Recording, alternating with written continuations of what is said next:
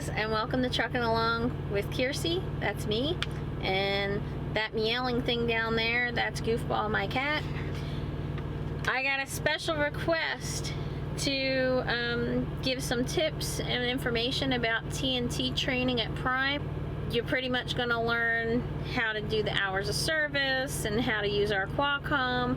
How, if you're reefer or your flatbed or your tanker, you're going to learn the specifics of that. You're going to learn how to deal with customers. You're going to learn routes and all kinds of things you're going to learn. So I'm going to come back and talk to you about a few tips on how you can survive training, because it's not always easy.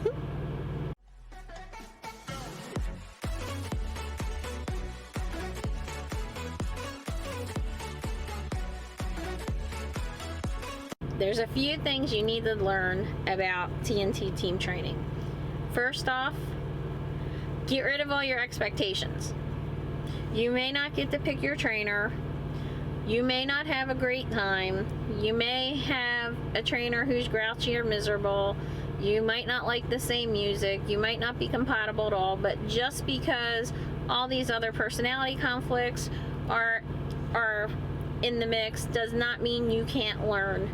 I did have a student, a trainee, that called me up and says, I need help. My trainer sucks. He's horrible and I'm not learning anything. And so I asked him what was going on. He says, well, he was backing up into a customer, into a door, and he hit this truck. And then he made me fill out the accident reports, and we had to call road assist, and we had to call the fleet manager, and how to call safety, and how to go inside and deal with the customer. And the guy that he hit was screaming and yelling. And, you know, he's always running behind. It feels like we're never on time. We're always leaving at the last minute and playing catch up. He's always screaming at the fleet manager. You know, he complains that he's not making any money, he's not getting enough miles, and you know, the guy doesn't know how to plan them, and he's like, he's just always complaining. He does so much, he's just miserable. And he's like, he's not even scanning in the paperwork properly or on time, so it doesn't show up in his check right away. And I said, now tell me what you learned. And he says, what do you mean? I just told you how bad this guy is. I said, yeah, you did. But tell me what you learned, because I can tell you, you learned a heck of a lot. You learned that if you don't goal, which is get out and look when you're backing up, which we should all do, then you're going to hit something. You learned how to fill out the accident report, and it wasn't even your accident, so it didn't go on your CDL. It's not affecting you, it's affecting him, but something happened during your training that doesn't usually happen, or at least, you know, most of the time it doesn't. So you got to learn in your training how to fill out an accident report, who you need to talk to, how to get the repairs made, how to deal with the customer. You also learned you can't wait till the last minute. You're not going to find parking, you're not going to get to the customer on time, you could get stuck in an accident or traffic or whatever, and then you're going to be late for a load. In addition to that, you learned that you can't just scream and yell at your fleet manager and treat them like crap and then expect to have a good paycheck or get great loads or good miles or whatever it is. So I'd say you learned a lot. And I was like, is he nasty? Is he mean? He's like, no, we get along fine. Well, then stick with this guy, because if you're getting along, you're actually learning more. You can still learn by the negative. You're learning what not to do, meaning the reverse. You're learning what to do to prevent these consequences. So get rid of your expectations. That's the first thing. Second off, be flexible. I'm not saying take abuse, and I'm not saying that, you know, you should be screaming and yelling at each other on a truck, but you have to understand that not everybody is going to they're not all going to mesh. And we're living in a closet. This is the size of a closet, seriously. So, you know, after you're together for weeks and months, you're gonna butt heads. It's like cabin fever. So you need to get off the truck every once in a while. You need to separate and get away from each other. You know, if you wind up in a terminal, try to get out of the truck. Go play basketball or go to the gym or you know, go do something just to separate yourselves. because you need that time apart when you're together 24/7 like that. Also realize that this is your training. They are leading the training. They are in control, but you can take your control back by constantly asking questions, asking what you need to improve on. You know, if he's not explaining things properly, then ask him in a different way. Not everybody that can do something should be a teacher. You know, not everybody, and somebody may know their job really well, but that doesn't mean that they can convey it properly. And that doesn't necessarily make them a bad trainer, because there's 3 different types of learning styles. One is visual, you watch it or you read it and then you understand it. One is auditory, you're listening to it, so now you understand it. And the third one is actually doing it. And a really good trainer is going to understand all of that, and they're going to try to apply it all. So that's what I try to do when I get out with my students the first week. I go out, I show them this is what you're going to do, and I do it, and I explain to them why, because I'm one of these people, I need to know why. I explain to them why, and then after that I make them do it, because now they heard it from me, they saw me do it, and now they can physically do it themselves. So regardless of what kind of learner they are, they're going to learn. I also make all my students do everything. I haven't trained in a while, and I'm not really planning on training anytime soon, but I make them do everything. So ask them, hey, do you mind if I scan in that paperwork? Hey, can I control the Qualcomm? You know, hey, let me be the one to go into the customer. I want you to wake me up so I can go into the customer. You know, don't let me oversleep.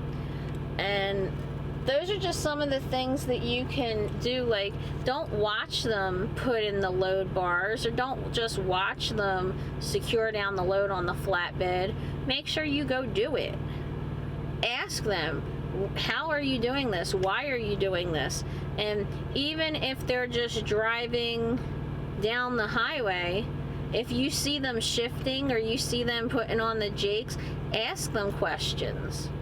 You know, some people can't explain things, but if you just inquire about it, you're taking your training power back, and it will actually show them that you want to learn. Even the trainers that want steering wheel holders, they just want you to make the miles for them. The truth of the matter is, they want somebody who wants to learn, because if you're safe, then the trainer can sleep while you're driving. If you're not inquiring, if you're not showing initiative, if you're not showing any interest, they're not even going to trust you driving the truck so that they could sleep. So you're going to have a cranky trainer who doesn't trust you driving, and you're going to be sitting here saying, oh, I'm not learning anything. So take your control back. When it comes to space on the truck, some students come on the truck, they have this preconceived notion of what training is supposed to be like. You know, there was one girl on truckingtruth.com, which I'm a moderator there. I'm Rainy D. Is my Dalmatian's name, Rainy, and she died, so I use that name. But anyway, she was on the forum talking about how she was going to bring camping gear and cookware and a portable shower, and she was going to bring all this stuff onto the trainer's truck. And it's like, well, wait a minute, this is my truck. All this stuff in here is mine. You get that top bunk. And she's like, well, how much space do you get on the truck? The top bunk. So whatever you're willing to sleep with is, you know, if you want to bring all that stuff, it's going up on that bunk with you. You're not invading my space. That's your space. This is my space. So, some students come in and they think that a trainer's obligated to buy them showers. We're not obligated to buy you showers. We do get shower credits and team showers, but I do know trainers that don't allow their students to do that. Do I think that's right? No. Do I do that? No. But there's no requirement that I have to buy you food or buy you showers, or I have to give you a certain number of cabinets. I'm not required to allow you to use my refrigerator. You know, trainers pay for that stuff. We pay for our refrigerators. And you know, I got a refrigerator for the first time when I took my first student. It was like $600, and I never had a refrigerator for 2 years before that first student, and I only got it for them. But that doesn't mean that another trainer is going to say, here, we'll just get rid of half the stuff that's in the refrigerator that I already paid for, and you can just put your stuff in there. So it may seem cruel to a student, but in the same respect, the trainer's like, well, wait a minute, this is my house. So basically, you have to compare it and say, if somebody came into your house and then wanted to take half your stuff out of the refrigerator and put their stuff in, and then they went through your closets and they start moving stuff around, and how would you feel if you went to go look for something and it wasn't there, and they're like, oh, well, it's over here now because I like it over there better. Get off my truck. Get out my house. Get off my truck. I'm going to do a video about teaming after training, because a lot of students think, oh, well, it's better for me to go team as soon as I upgrade, and then I won't be solo. So I'll do that later. But when it comes to training, it's temporary. I think I might make this a 3-part series. I'll tell you about my training in a different video. The important thing to remember about training is it's temporary. I'm not saying to put up with abuse, but I'm saying that we don't all have the same lifestyles or expectations. There are some people out here that they only shower like every 3 days. If you get along with somebody and you think that they're a good trainer and they're very informed and they're willing to share that with you, are you willing to put up with somebody who only showers every 3 days? Now, if you can, and you can deal with the smell of that person, then by all means, make it a point to get your showers on your 30-minute break. But there are a lot of people that come in and say, well, I'm going to pick my trainer. Well, you don't always get to do that. There's not always trainers available. And you don't know what you don't know yet. So how do you even know, oh, I'm going to find a good trainer? You don't know who a good trainer is. You really don't. You need, if you sit down, you ask the trainer, ask them, how often do we stop? How often do we shower? Am I allowed to stop and park if I get tired? Because most likely they're going to put you on the night shift. My students, if they get tired, they better put their butt up in that top bunk and go to sleep for 2 hours, because I can make the time up, they can't. So I don't worry about how far they're going to drive. Don't push yourself harder and harder and harder, because part of training and part of going solo is learning about yourself. You'll start to see how long you can drive before you get tired. You'll start to see how often you need to go off and take time out to go use a restroom, that type of thing. You have to build up your endurance. You're not going to be able just to drive 500 or 600 miles right away. And there's a point of pushing yourself, but there's a point of crossing that line and making it unsafe too. And if you're always stressed out or you're always tired, you're not going to learn anything. Ask the trainer, hey, I saw you backing up this way, or you got into that blind side back really easy. Can you explain to me, what were you looking for on the ground? What kind of markers were you looking for? How do you determine how far you're going to pull up? How do you determine when you're going to turn your wheel? Ask these questions. This way you take your power back in your training. Every day I say to my student at the end of the day, this is what you need to improve on. This is what you did really well. This is what we're going to work on in the future. And, do you have any questions, comments, concerns? Now, maybe your trainer's not going to do that, but you can do it back to them. And you can say, hey, you know what? I've really been working on using the Jake downhills, and I think I've done a really good job with this. Have you noticed? What do you think? Ask them, what do you think I need to improve on? Or I've really been trying to pay real close attention to my mirrors and I'm trying to learn how to swing wider, ask them. You know, and it might sound like brown nosing, but everybody likes their ego pumped. So why not say, wow, you did this really well. Could you tell me how you did that?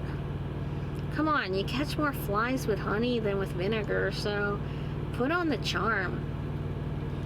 And the other thing is, start a relationship with your fleet manager. If you know, especially if you're a company driver, if you're going to go company and you're on a company truck, you're most likely going to have that fleet manager when you upgrade. So if you're in the terminal, go in and say hi. You know, go in and introduce yourself. But there are so many people that they just give up. And if you give up in training, then you really weren't that committed. It's one thing to come out here and say, wow, trucking lifestyle really isn't for me. I'm not used to not getting a shower every day. I'm not used to, or at least every morning. You know, I can usually fit in a shower almost every day, but not necessarily at 8 o'clock every morning. It's not going to happen that way. Sometimes it's hard with your flip-flopping your schedule from day to night. People have problems with that. So, you know, you have to put aside some of what you believe trucking should be and what you believe training should be, and just take it all in and deal with it and get through it. And I'm not talking about abuse or cruelty or anything like that, but there's a difference between unpleasantry and abuse. There's a difference between what you can't tolerate, because let's face it, your training's on either going to be a few weeks with some companies or, you know, a few months at Prime. And in the grand scheme of things, the few months on the truck is nothing. You know, the year contract is nothing. I thought I was going to do the year, and here I am 4 years later, because there is no better place for me. Everybody's place is going to be different, but when you come out in here with an attitude of, well, I'm going to show you. I had somebody start rearranging my cabinets telling me, oh, well, this could be better over here, and you should have this here. No, when you get your freaking truck, that's when you can go and move all this stuff around. This is mine. Stay away.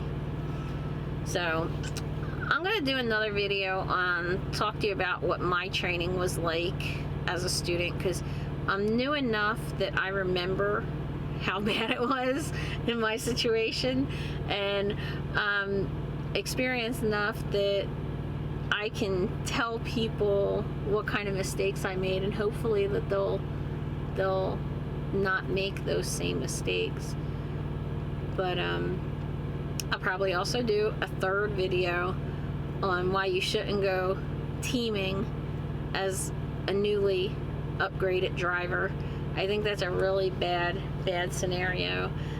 Even if you wind up with a trainer who wants you to stay on their truck and team, I think that's a bad scenario. But I'll do that in separate videos. So, Del Rey Soul, I got a message for you. You can do this. You can get through it. It's not so scary. It's frustrating. You will cry. I cried. I was excited. It's an emotional roller coaster. It goes up and down. And you know, sometimes you just want to scream and yell, and, you know, but in the end, is it worth it? Now, everybody has to answer that question differently, but as far as I'm concerned, this is the best decision of my life, and my worst day out here is still better than my best day I had at other jobs. That, to me, means a lot. And the fact that the only stress I have now is the stress I place on myself, it is amazing.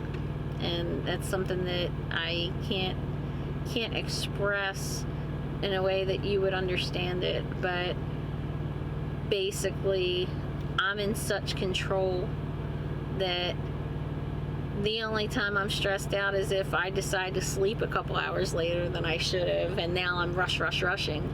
But there's no stress.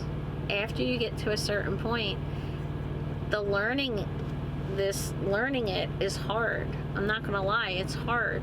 But once you know what you're doing, it's awesome, and we get to see so many wonderful places, and it's beautiful out here, and you know, the financial benefits are amazing, even as a company driver.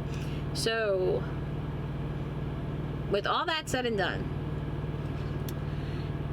if you made it through training, and I don't care what company it was, I want you to comment down below, I survived, because I want all the other students and the new people that are coming in to realize that there are millions of us that are doing this every day.